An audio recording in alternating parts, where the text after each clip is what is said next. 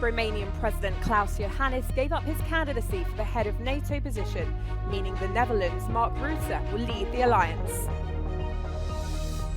Russia is obliterating frontline Ukrainian towns with bombs and an expanded airbase network.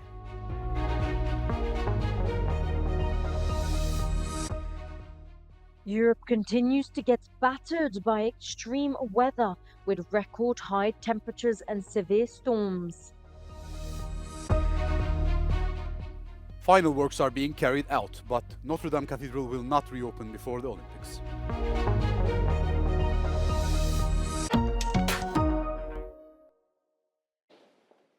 Romanian President Klaus Iohannis gave up his candidacy for the head of NATO position, meaning the Netherlands' Mark Rutte will head the alliance. The outgoing Dutch Prime Minister will head the military alliance for the coming years once Norway's Jens Stoltenberg steps down. Rutte will govern over a challenging few years as the transatlantic alliance balances Russian aggression and potentially wavering US support. The Romanian president had put himself forward for the role, but his government has now offered support to Rutte, according to a press release. Stoltenberg has been in the post since 2014 and had been due to stand down last year. Rutte will serve a term of at least 4 years. He has led the Netherlands since 2010, but is set to step down on the 2nd of July.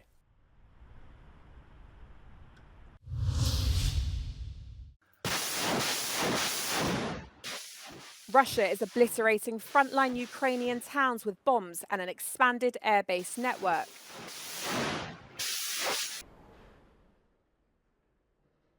The frontline offensive is intensifying as Russian guide bombs are laying waste to eastern Ukraine.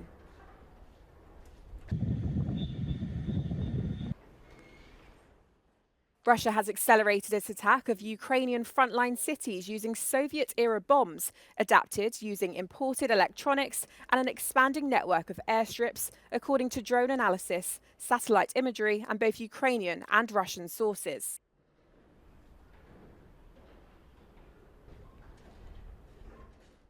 Sources report that Ukrainian defenders thwarted enemy attempts to break through defense lines in the Donbass. Kramatorsk has been the headquarters of Ukrainian defense forces for years and is a strategically important objective. The harshest fighting is concentrated in Yasiv Yar, with Russians slowly advancing in the urban area. Railway junctions located in the area are operationally relevant for the logistics of a potential offensive. Local media report 4 people killed and 14 injured within 1 day, as Russia targeted a total of 13 Ukrainian regions. The European Union agreed on new sanctions against Russia, targeting for the first time supplies of liquefied natural gas. Several member states continue to buy it despite the war in Ukraine. These sanctions represent the 14th package in force since February 2022. The approval was delayed several times over the reservations voiced by few countries, including Hungary. Brussels already missed 2 self-imposed deadlines, the G7 summit in Italy and the Peace Summit in Switzerland, because of Germany, the last member state that was opposing. EU companies will still be allowed to purchase Russian LNG, but be prohibited from re-exporting it to other countries. In 2023, the bloc paid 8.3 billion euros for 20 billion cubic meters of Russian LNG, representing 5% of the total gas consumption. Belgium, France and Spain were the main entry points for Russian LNG.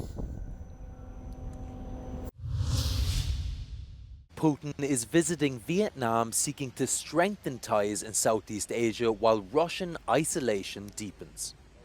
Russia is important to Vietnam for 2 reasons. Firstly, it is its biggest supplier of military equipment.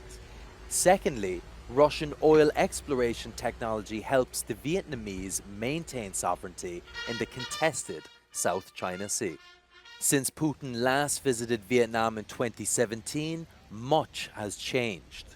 Russia now faces sanctions for its invasion of Ukraine, and the International Criminal Court has issued an arrest warrant for Putin for war crimes.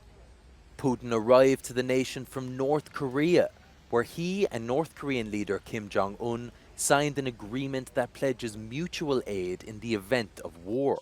North Korea has been accused of supplying Russia with ammo to fuel Moscow's war in Ukraine.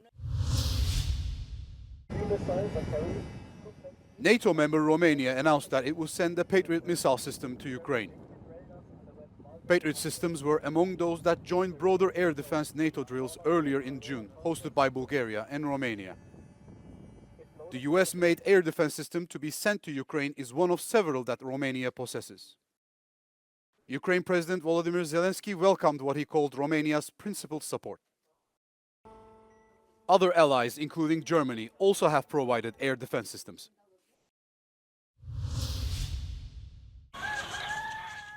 Hezbollah leader Hassan Nasrallah has warned Israel and Cyprus that if a full-scale conflict breaks out, no part of Israel will be safe. يجب أن تحذر الحكومة القبرصية أن فتح المطارات والقواعد القبرصية للعدو الإسرائيلي لاستهداف لبنان يعني أن الحكومة القبرصية أصبحت جزءا من الحرب وستتعاطى معها المقاومة على أنها جزء من الحرب. He also accused Cyprus of complicity with Israel, warning that any support for Israeli military operations against Lebanon would make Cyprus a target. Both Israel and Cyprus have denied any involvement in military actions and emphasized their roles in humanitarian efforts. Έχω διαβάσει τις δηλώσεις που έχουν γίνει. Αυτό που έχω να απαντήσω είναι ότι η Κυπριακή Δημοκρατία δεν εμπλέκεται με κανένα τρόπο στις πολεμικές σειράξεις. Η Κυπριακή Δημοκρατία δεν είναι μέρος του προβλήματος. Η Κυπριακή Δημοκρατία είναι μέρος της λύσης. These threats underscore the fragile geopolitical landscape in the Mediterranean. The international community is increasingly concerned that the continued exchange of fire between Hezbollah and Israel will escalate. That means any threat against one of our member states is a threat against the European Union. Both the United Nations and the United States have urged restraint and diplomacy at this time. Europe is being battered by extreme weather with record high temperatures and severe storms. Serbia is currently experiencing its first heat wave of the season, with temperatures expected to soar across the country. Forecasts predict that the mercury could reach as high as 40 degrees this week due to an advancing anticyclone from Africa. In Romania, residents of Bucharest are grappling with another heat wave since Wednesday, when temperatures hit around 40 degrees in the southern part of the country. The European Union's climate watching agency, Copernicus, said last month that it was the hottest May on record globally, marking the 12th consecutive month of record highs. In Germany, thunderstorms and severe weather struck parts of Saxony this week. In the district of Meissen, strong winds gusts raised alarms, with reports of a possible tornado in the town of Grozitz. The weather has affected the football Euro 2024. At the Institut Curie in Paris, an AI system is being used to identify the origin of cancer so that appropriate treatment can be given as quickly as possible. A few days ago, Alain Vadel received some unexpected news. AI had just solved the riddle of his illness. For 2 years, the retired man had been battling cancer, but it was impossible for the doctors to determine which organ his tumor had started in. Absolument formel sur le diagnostic de votre maladie et donc de classer cette maladie dans la famille des sarcomes, et ben ça ouvre la possibilité à des traitements que vous n'avez jamais reçus jusqu'ici. At the Institute, Dr. Sarah Watson has designed an algorithm using tens of thousands of pieces of data. For her patients, it's a revolution. Ça, c'est le nerf de la guerre, c'est le transfert de ces outils extrêmement mathématiques, de ces outils informatiques, jusqu'à la prise en charge du patient. The democratization of this technology across the country is a real challenge and a source of hope. Cancer affects over 400,000 people every year.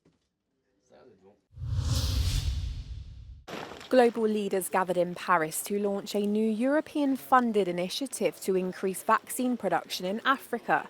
The African Vaccine Manufacturing Accelerator will provide nearly €1 billion over 10 years to support African vaccine manufacturers. It aims to address the large inequalities that came to light during the COVID-19 pandemic. The project was officially launched at a global forum co-hosted by France, the African Union, and the international vaccine organisation Gavi. The final works are being carried out on the historical French cathedral Notre-Dame de Paris. The stones and marble floors are restored. The first chimeras and gargoyles have been installed. The craftsmen will complete the covering of the spire. The painted canvas of the Virgin and Child, designed by 19th century architect Viollet-le-Duc, has just been recreated and returned to its original position.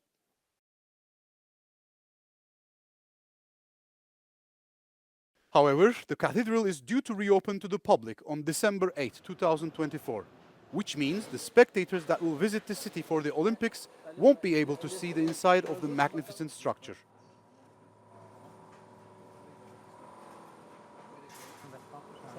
Chaque crête pèse 270 kg à peu près. Donc on a plusieurs éléments, on a le fleuron là, qui est la grosse partie et l'épi qui est la petite partie. Il nous reste 4 fleurons là posés, donc on est vraiment à la fin de l'année. Following the fire in April 2019, French President Emmanuel Macron promised the historic building would be completed in 5 years.